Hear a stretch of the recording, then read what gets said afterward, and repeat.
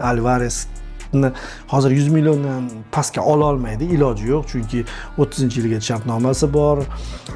Tovon puli 600 million qilib qo'yib qo'yilgan. Shu summani bermayli, olib ket deyapti. Boshqacha narx bilan kelmagin degan ma'noda gapiryapti, lekin Alvaresning o'zi Barselonani istayotganini hamma bilib turibdi. Faqat endi Alvares variantida uni istagi hozir hech narsani belgilab bermaydi. Shunaqa holatga tushganki, shunaqa shartnoma imzolanganki, hozir Atletico ustuvor. Atletico ko'proq gapira oladi, Atletico narx qo'ya oladi. Shuning uchun ham mana bunaqa hazil tweetlarni bemalol qo'ydida. Bemalol cho'chimasdan baribir sotib ola olmaysanlar. Biz gapiramiz, bizdan keyin senlarga ruxsat beriladi degan ma'noda Barselonaga hujumlar qildi.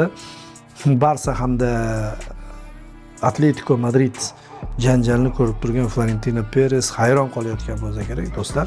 Nimaga shuncha men bayonotlar berib, Chiringitoga ham intervyular berib turib bunaqa sho'x-sho'x qila olmagandim. Mana ular bir kunning o'zida Chempionlar Ligasining finalini unuttiradigan darajada zo'r yurishlar qilib qo'yishdi deb turib, hozir PR kompaniyasidan xafa bo'layotgan bo'lsa ham ajab emas Florentino Perez.